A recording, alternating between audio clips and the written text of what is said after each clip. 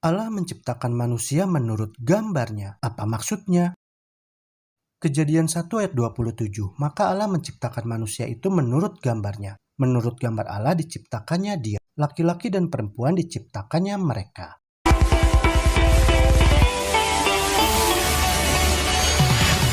Manusia diciptakan sesuai dengan gambar Allah itu maksudnya adalah kesamaan tentang sifat atau tabiat. Namun kesamaan sifat atau tabiat yang dimiliki oleh manusia itu adalah terbatas. Ini berarti bahwa manusia itu diciptakan sesuai dengan moral Allah, di mana manusia diberi kesempatan untuk menunjukkan kasih dan kesetiaan kepada pencipta mereka. Sebagaimana Tuhan memiliki sifat untuk memilih, maka manusia yang diciptakannya itu juga memiliki kuasa untuk memilih. Jadi Tuhan memberikan kebebasan untuk berpikir dan bertindak sesuai dengan perintah moral. Dengan demikian, maka umat manusia dapat bebas memilih, yaitu apakah memilih mau mengasihi dan mematuhi Tuhan, atau memilih untuk tidak mau percaya dan tidak mau taat kepadanya. Karena dengan adanya kebebasan untuk memilih yang diberikan oleh Tuhan, maka manusia dapat mengembangkan karakter yang akan sepenuhnya menampilkan prinsip kasih yang merupakan hakikat dari Tuhan Allah itu sendiri, seperti tertulis dalam 1 Yohanes 4 ayat 8. Usaha manusia adalah untuk mencapai ekspresi tertinggi dari gambar Allah, di mana dalam pencapaian tersebut, maka mereka dapat mencintai Tuhan dengan segenap hati, jiwa, dan pikiran. Juga dapat mengasihi sesama manusia seperti mengasihi diri mereka sendiri. Tertulis dalam Matius 22 ayat 36-40. Manusia diciptakan menurut gambar Allah juga maksudnya adalah bahwa manusia juga diciptakan untuk dapat berhubungan dengan orang lain. Hal itu sama seperti ketiga anggota tubuh kealahan yang disatukan dalam suatu hubungan kasih, yaitu hubungan antara Bapa, Anak, dan Roh Kudus yang adalah Allah Esa Kesatuan yang tidak dapat dipisahkan. Demikian juga manusia yang diciptakan menurut gambar Allah adalah mencerminkan hubungan kasih satu dengan yang lain. Dalam hubungan yang penuh kasih sayang ini, maka setiap pribadi manusia diberikan kesempatan untuk hidup bagi orang lain. Menjadi manusia sejati itu harus memiliki orientasi kepada hubungan dengan Allah dan juga kepada orang lain.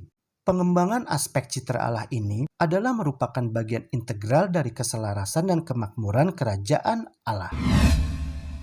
Manusia diciptakan menurut gambar Allah juga memiliki maksud bahwa manusia itu diciptakan untuk menjadi penata layanan lingkungan. Hal ini seperti yang difirmankan oleh Tuhan dalam kitab Kejadian 1 ayat 26.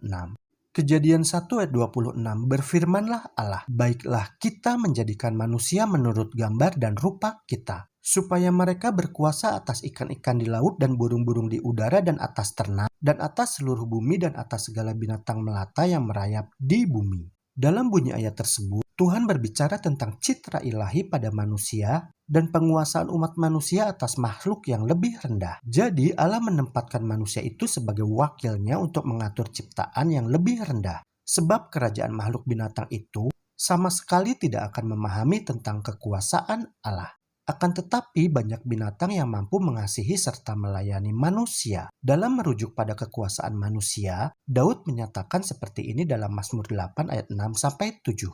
Mazmur 8 ayat 6-7. Engkau membuat dia berkuasa atas buatan tanganmu. Segala-galanya telah kau letakkan di bawah kakinya. Kambing domba dan lembu sapi sekalian, juga binatang-binatang di padang.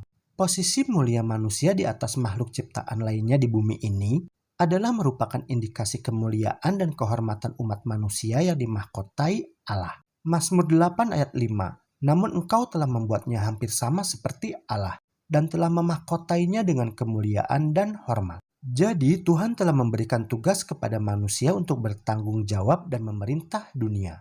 Dalam arti bahwa umat manusia yang diciptakan oleh Allah itu memberikan kontribusi yang positif untuk lingkungannya. Kiranya apa saja yang kita buat terhadap lingkungan kita adalah merupakan tindakan yang dapat memenuhi kehendak Allah sebagai pencipta kita. Sebab kita telah diciptakan menurut gambarnya yang sama dalam hal sifat atau tabiat.